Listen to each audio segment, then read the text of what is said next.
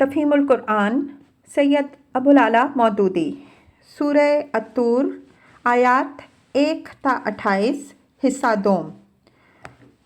اعوذ باللہ من الشیطان الرجیم بسم اللہ الرحمن الرحیم۔ ان عذاب ربک لواقع، کہ تیرے رب کا عذاب ضرور واقع ہونے والا ہے۔ ما لہو من دافع، جسے کوئی دفع کرنے والا نہیں۔ تفسیر: یہ ہے وہ حقیقت جس پر ان 5 چیزوں کی قسم کھائی گئی ہے۔ رب کے عذاب سے مراد آخرت ہے، چونکہ یہاں اس پر ایمان لانے والے مخاطب نہیں ہیں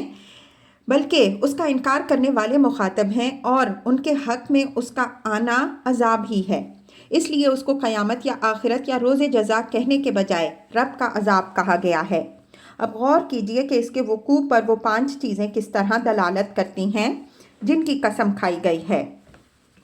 طور وہ جگہ ہے جہاں ایک دبی اور پسی ہوئی قوم کو اٹھانے اور ایک غالب و قاہر قوم کو گرانے کا فیصلہ کیا گیا، اور یہ فیصلہ قانون طبعی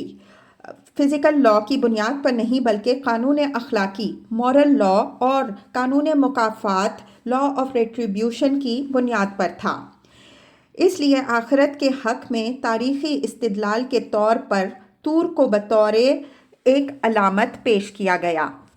مراد یہ ہے کہ بنی اسرائیل جیسی ایک بے بس قوم کا اٹھایا جانا اور فرعون جیسے ایک زبردست فرمانروا کا اپنے لشکروں سمیت غرق کر دیا جانا، جس کا فیصلہ ایک سنسان رات میں کوہ طور پر کیا گیا تھا، انسانی تاریخ میں اس امر کی ایک نمایاں ترین مثال ہے کہ سلطنت کائنات کا مزاج کس طرح انسان جیسی ایک ذی عقل و ذی اختیار مخلوق کے معاملے میں اخلاقی محاسبے اور جزائے اعمال کا تقاضا کرتا ہے، اور اس تقاضے کی تکمیل کے لیے ایک ایسا یوم حساب ضروری ہے جس میں پوری نوع انسانی کو اکٹھا کر کے اس کا محاسبہ کیا جائے۔ مزید تشریح کے لیے ملاحظہ ہو تفہیم القرآن جلد 5 سورہ الذاریات حاشیہ 21۔ کتب مقدسہ کے مجموعے کی قسم اس بنا پر کھائی گئی کہ خداوند عالم کی طرف سے دنیا میں جتنے بھی انبیاء علیہم السلام آئے اور جو کتابیں بھی وہ لائے، ان سب نے ہر زمانے میں وہی ایک خبر دی جو محمد صلی اللہ علیہ وآلہ وسلم دے رہے ہیں، یعنی یہ کہ تمام اگلے پچھلے انسانوں کو ایک دن ازسر نو زندہ ہو کر اپنے خدا کے سامنے حاضر ہونا ہے اور اپنے اعمال کے مطابق جزا اور سزا پانی ہے۔ کوئی کتاب آسمانی کبھی ایسی نہیں آئی جو اس خبر سے خالی ہو، یا جس نے انسان کو الٹی یہ اطلاع دی ہو کہ زندگی جو کچھ بھی ہے بس یہی دنیا کی زندگی ہے اور انسان بس مر کے مٹی ہو جانے والا ہے، جس کے بعد نہ کوئی حساب ہے نہ کتاب۔ بیت معمور کی قسم اس لیے کھائی گئی کہ خاص طور پر اہل عرب کے لیے اس زمانے میں خانہ کعبہ کی عمارت ایک ایسی کھلی نشانی تھی جو اللہ کے پیغمبروں کی صداقت پر اور اس حقیقت پر کہ اللہ جل شانہ کی حکمت بالغہ و قدرت قاہرہ ان کی پشت پر ہے، صریح شہادت دے رہی تھی۔ ان آیات کے نزول سے 2500 برس پہلے ایک بے آب و گیاہ اور غیر آباد پہاڑوں میں ایک شخص کسی لاؤ لشکر اور سر و سامان کے بغیر آتا ہے اور اپنی ایک بیوی اور ایک شیرخوار بچے کو بالکل بے سہارا چھوڑ کر چلا جاتا ہے۔ پھر کچھ مدت بعد وہی شخص آ کر اس سنسان جگہ پر اللہ تعالیٰ کی عبادت کے لیے ایک گھر بناتا ہے اور پکار دیتا ہے کہ لوگوں آؤ اور اس گھر کا حج کرو۔ اس تعمیر اور اس پکار کو یہ حیرت انگیز مقبولیت حاصل ہوتی ہے کہ وہی گھر تمام اہل عرب کا مرکز بن جاتا ہے۔ اس پکار پر عرب کے ہر گوشے سے لوگ لبیک لبیک کہتے ہوئے کھچے چلے آتے ہیں۔ 2500 برس تک یہ گھر ایسا امن کا گہوارہ رہتا ہے کہ اس کے گرد و پیش سارے ملک میں کشت و خون کا بازار گرم ہوتا ہے، مگر اس کے حدود میں آ کر کسی کو کسی پر ہاتھ اٹھانے کی ہمت نہیں ہوتی، اور اسی گھر کی بدولت عرب کو ہر سال 4 مہینے ایسے امن کے میسر آتے ہیں جن میں قافلے اطمینان سے سفر کرتے ہیں، تجارت چمکتی ہے اور بازار لگتے ہیں۔ پھر اس گھر کا یہ دبدبہ تھا کہ اس پوری مدت میں کوئی بڑے سے بڑا جبار بھی اس کی طرف آنکھ اٹھا کر نہ دیکھ سکا، اور جس نے یہ جرت کی وہ اللہ کے غضب کا ایسا شکار ہوا کہ عبرت بن کر رہ گیا۔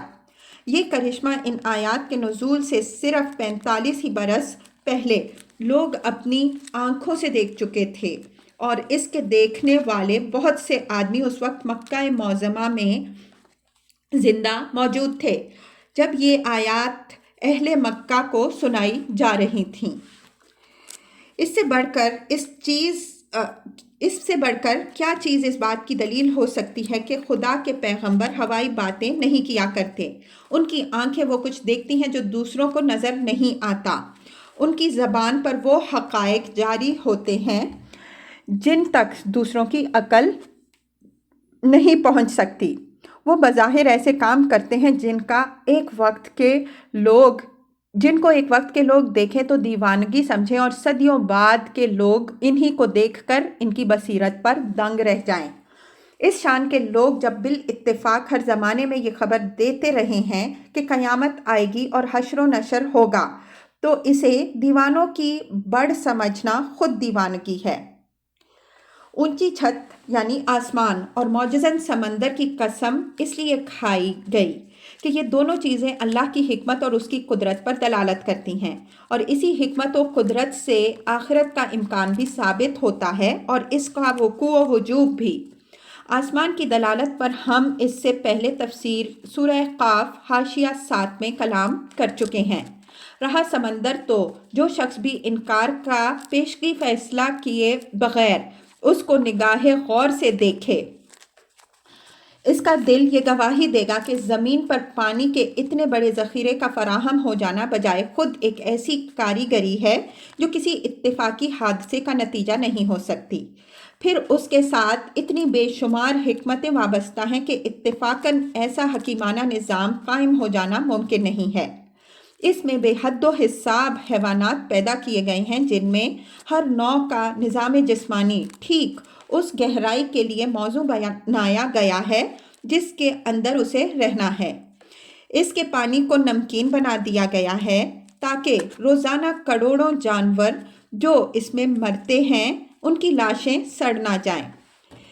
اس کے پانی کو ایک خاص حد پر اس طرح روک رکھا گیا ہے کہ نہ تو وہ زمین کے شگافوں سے گزر کر اس کی پیٹھ میں اتر جاتا ہے اور نہ خشکی پر چڑھ کر اسے غرق کر دیتا ہے، بلکہ لاکھوں کروڑوں برس سے وہ اسی حد پر رکا ہوا ہے۔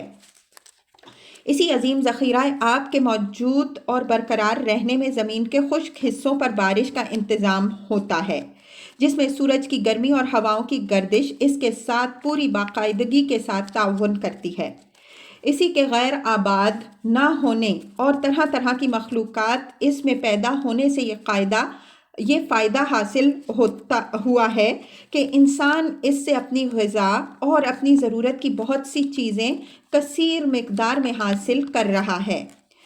اسی کے ایک حد پر رکے رہنے سے وہ بر اعظم اور جزیرے قائم ہیں جن پر انسان بس رہا ہے، اور اسی کے چند اٹل قواعد کی پابندی کرنے سے یہ ممکن ہوا ہے کہ انسان اس میں جہاز رانی کر سکے۔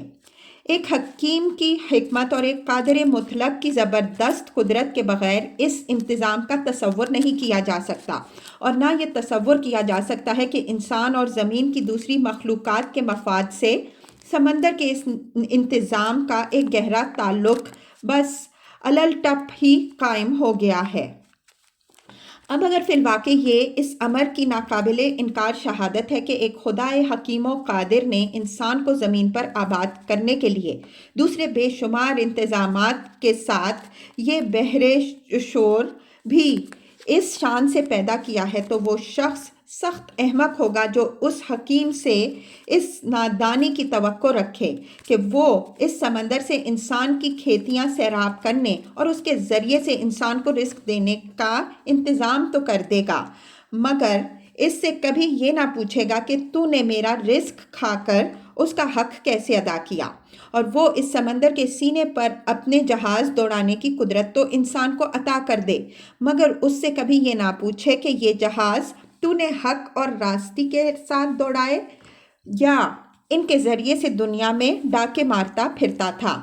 اسی طرح یہ تصور کرنا بھی ایک بہت بڑی کند ذہنی ہے کہ جس قادر مطلق کی قدرت کا ایک ادنا کرشمہ اس عظیم و شان سمندر کی تخلیق ہے، جس نے فضا میں گھومنے والے اس مطلق کرے پر پانی کے اتنے بڑے ذخیرے کو تھام رکھا ہے، جس نے نمک کی اتنی بڑی مقدار اس میں گھول دی ہے، جس نے طرح طرح کی ان گنت مخلوقات اس میں پیدا کی ہیں اور ان سب کی رزق رسانی کا انتظام اسی کے اندر کر دیا ہے، جو ہر سال اربوں ٹن پانی اس میں سے اٹھا کر ہوا کے دوش پر لے جاتا ہے اور کروڑوں مربع میل کے خشک علاقوں پر اسے بڑی باقاعدگی کے ساتھ برساتا رہتا ہے۔ وہ انسان کو ایک دفعہ پیدا کر دینے کے بعد ایسا عاجز ہو جاتا ہے کہ پھر اسے پیدا کرنا چاہے بھی تو نہیں کر سکتا۔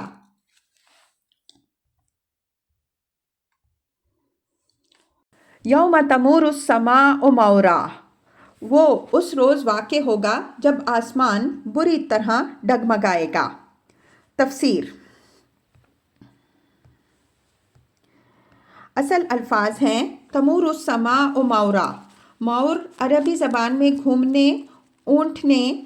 پھڑکنے، جھوم جھوم کر چلنے، چکر کھانے اور بار بار آگے پیچھے حرکت کرنے کے لیے بولا جاتا ہے۔ قیامت کے دن آسمان کی جو حالت ہوگی اسے ان الفاظ میں بیان کر کے یہ تصور دلایا گیا ہے کہ اس روز عالم بالا کا سارا نظام درہم برہم ہو جائے گا اور دیکھنے والا جب آسمان کی طرف دیکھے گا تو اسے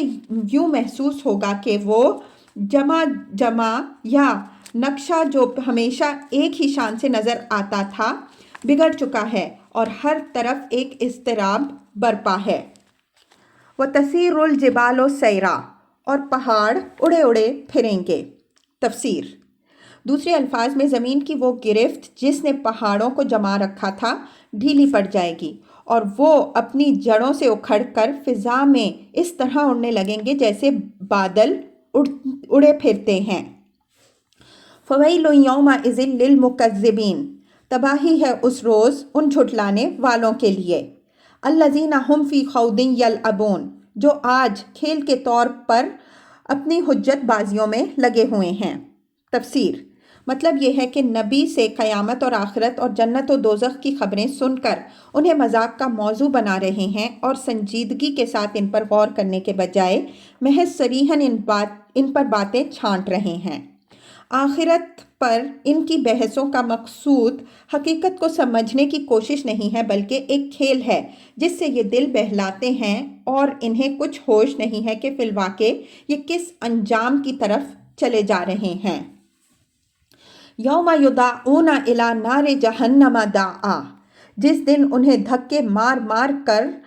جہنم کی طرف لے جایا جائے گا۔ ہذہ النار التی کنتم بہا تکذبون،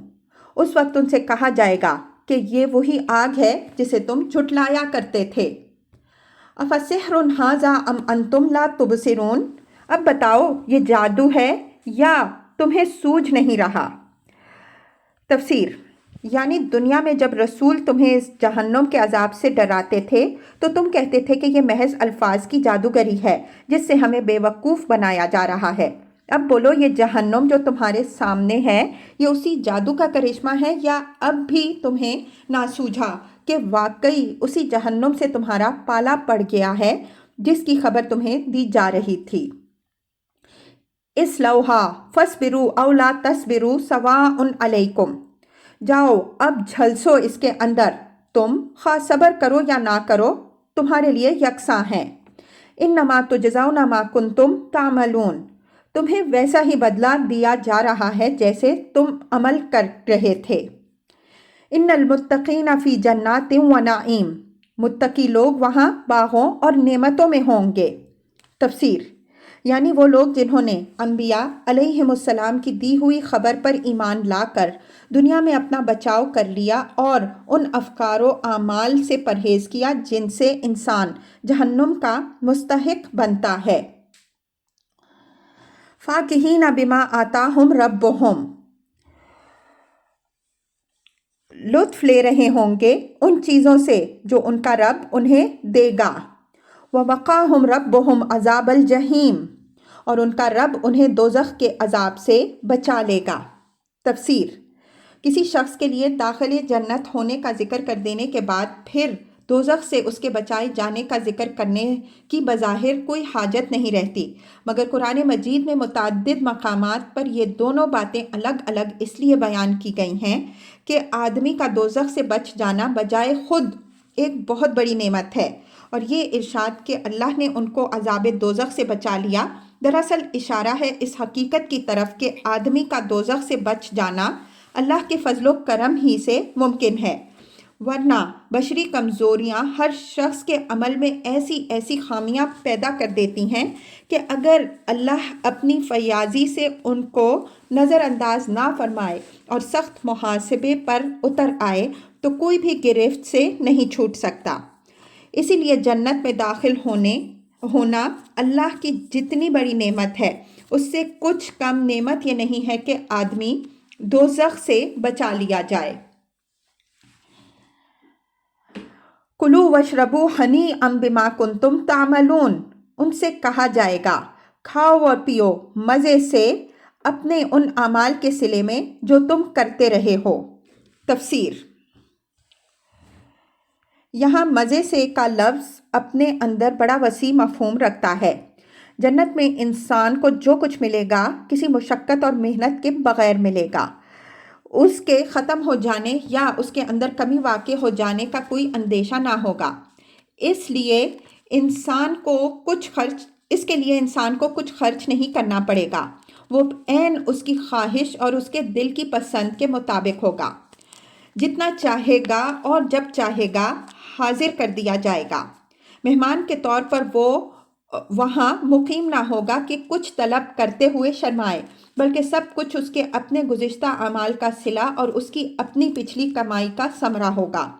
इसके खाने और पीने से किसी मर्ज़ का ख़तरा ना होगा, ना वो भूख मिटाने और ज़िंदा रहने के लिए नहीं बल्कि सिर्फ लज्जत हासिल करने के लिए होगा, और आदमी जितनी लज्जत भी उससे उठाना चाहे उठा सकेगा बग़ैर इसके कि इससे कोई सूए हज़म लाहक हो, और वो ग़ज़ा किसी किस्म की गलाज़त पैदा करने वाली भी ना होगी। इसलिए दुनिया में मज़े से खाने पीने का जो मफ़हूम है, जन्नत में मज़े से खाने पीने का मफ़हूम उससे बदरजहा ज़्यादा वसी और अरफा है।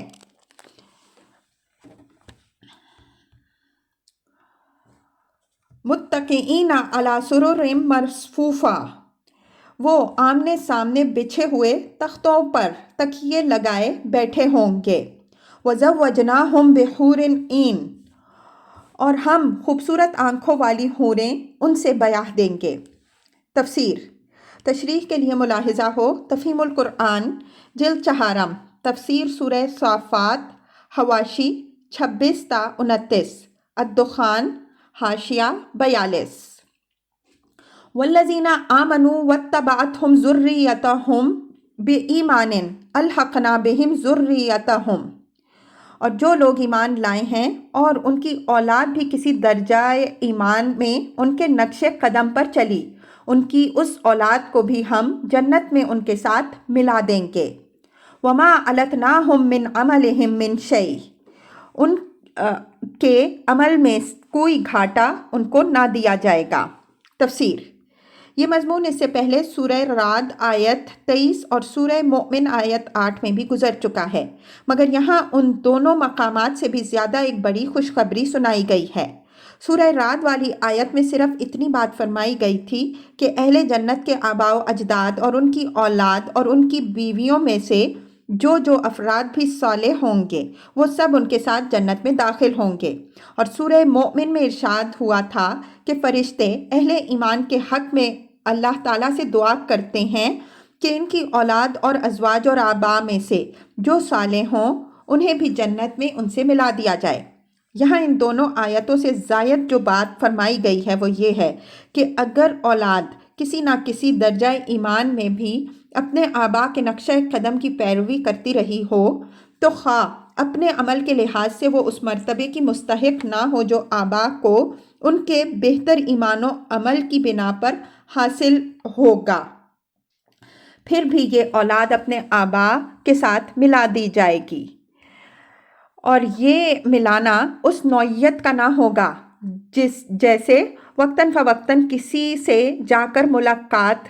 کر لیا کرے، بلکہ اس کے لیے الحقنا بہم کے الفاظ استعمال کیے گئے ہیں،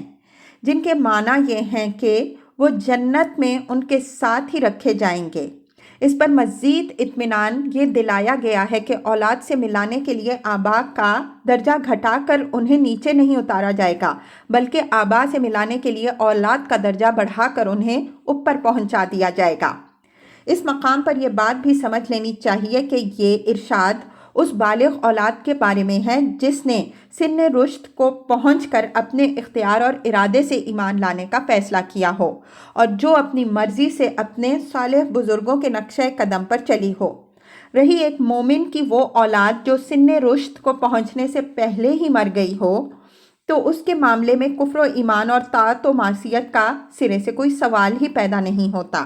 اسے تو ویسے ہی جنت میں جانا ہے، اور اس کے آبا کی آنکھیں ٹھنڈی کرنے کے لیے انہی کے ساتھ رکھا جانا ہے۔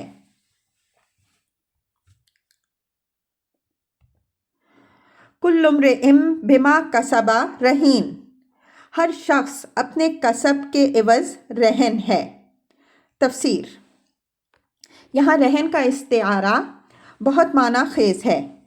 ایک شخص اگر کسی سے کچھ قرض لے اور قرض دینے والا اپنے حق کی ادائیگی کے لیے ضمانت کے طور پر اس کی کوئی چیز اپنے پاس رہن رکھ لے، تو جب تک وہ قرض ادا نہ کر دے اس وقت تک فک رہن نہیں ہو سکتا، اور اگر مدت مقررہ گزر جانے پر بھی وہ فک رہن نہ کرائے تو شیء مرہونہ ضبط ہو جاتی ہے۔ انسان اور خدا کے درمیان معاملے کی نوعیت کو یہاں اسی صورت معاملہ سے تشبیہ دی گئی ہے۔ خدا نے انسان کو جو سر و سامان، جو طاقتیں، صلاحیتیں اور اختیارات دنیا میں عطا کیے ہیں، وہ گویا ایک قرض ہیں جو مالک نے اپنے بندے کو دیا ہے، اور اس قرض کی ضمانت کے طور پر بندے کا نفس خدا کے پاس رہن ہے۔ بندہ اس سر و سامان اور ان قوتوں اور اختیارات کو صحیح طریقے سے استعمال کر کے اگر وہ نیکیاں کمائے جن سے یہ قرض ادا ہو سکتا ہے، تو وہ شیء مرہونہ یعنی اپنے نفس کو چھڑا لے گا، ورنہ اسے ضبط کر لیا جائے گا۔ پچھلی آیت کے معنی بعد یہ بات اس لیے ارشاد فرمائی گئی ہے کہ مومنین صالحین خواہ بجائے خود کتنے ہی بڑے مرتبے کے لوگ ہوں، ان کی اولاد کا فک رہن اس کے بغیر نہیں ہو سکتا کہ وہ خود اپنے کسب سے اپنے نفس کو چھڑائے۔ باپ دادا کی کمائی اولاد کو نہیں چھڑا سکتی، البتہ اولاد اگر کسی درجے کے بھی ایمان اور اتباع صالحین سے اپنے آپ کو چھڑا لے تو پھر یہ اللہ کا فضل اور اس کا کرم ہے کہ جنت میں وہ اس کو نیچے کے مرتبوں سے اٹھا کر اونچے مراتب میں باپ دادا کے ساتھ لے جا کر ملا دے۔ باپ دادا کی نیکیوں کا یہ فائدہ تو اولاد کو مل سکتا ہے، لیکن اگر وہ اپنے کسب سے اپنے آپ کو دوزخ کا مستحق بنا لے تو یہ کسی طرح ممکن نہیں ہے کہ باپ دادا کی خاطر اسے جنت میں پہنچا دیا جائے۔ اس کے ساتھ یہ بات بھی اس آیت سے نکلتی ہے کہ کم درجے کے نیک اولاد کا بڑے درجے کے نیک آبا سے جا کر ملا دیا جانا دراصل اس اولاد کے کسب کا نتیجہ نہیں بلکہ ان کے آبا کے کسب کا نتیجہ ہے۔ وہ اپنے عمل سے اس فضل کے مستحق ہوں گے کہ ان کے دل خوش کرنے کے لیے ان کی اولاد کو ان سے ملایا جائے۔ اسی وجہ سے اللہ ان کے درجے گھٹا کر انہیں اولاد کے پاس نہیں لے جائے گا بلکہ اولاد کے درجے بڑھا کر ان کے پاس لے جائے گا، تاکہ ان پر خدا کی نعمتوں کے اتمام میں یہ کسر باقی نہ رہ جائے کہ اپنی اولاد سے دوری ان کے لیے باعث اذیت ہو۔